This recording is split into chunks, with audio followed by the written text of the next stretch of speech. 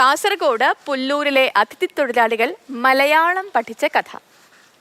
वहाँ का रहने वाले वो हिंदी बोलता हूँ, मलयाली नहीं आता है. मैं यहाँ मजदूरी करने के लिए आए हैं वहाँ से.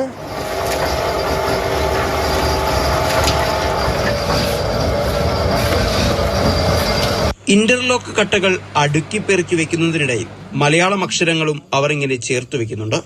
പകൽ ജോലിയും രാത്രി പഠനവുമായി അവർ മലയാളത്തെ അറിഞ്ഞു തുടങ്ങി. കാസർഗോഡ് പെരിയ പുല്ലൂരിലെ തടത്തിൽ ഇന്റർലോക്ക് കമ്പനിയിലെ തൊഴിലാളികൾക്കാണ് ഈ അവസരം ലഭിച്ചത്. സാക്ഷരതാ മിഷന്റെ ചെങ്ങാതി പദ്ധതിയിലൂടെയാണ് ഇവർ ആദ്യാക്ഷരങ്ങൾ കുറിച്ചത്. കാസർഗോഡ് എത്തിയപ്പോൾ ആദ്യം നേരിട്ട വെല്ലുവിളികളെ അഭിമുഖീകരിക്കാനും അവർക്ക് സാധിച്ചു. അത്യാവശ്യം ബസ്സിന്റെ ബോർഡൊക്കെ വായിക്കാൻ മനസ്സിലാവുക, പിന്നെ കടയിൽ പോയി സാധനങ്ങൾ വാങ്ങിക്കുക, അത്യാവശ്യം ഇവരെ പേര് പറയുക, മറ്റുള്ളവരോട് അത്യാവശ്യം കാര്യങ്ങൾ ഇടപഴകുന്നതിന് വേണ്ടിയാണ് നമ്മൾ മലയാളം പഠിപ്പിച്ചത്.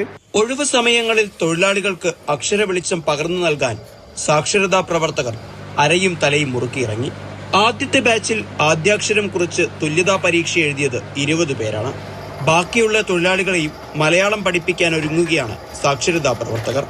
മാതൃഭൂമി ന്യൂസ്, കാസർഗോഡ്.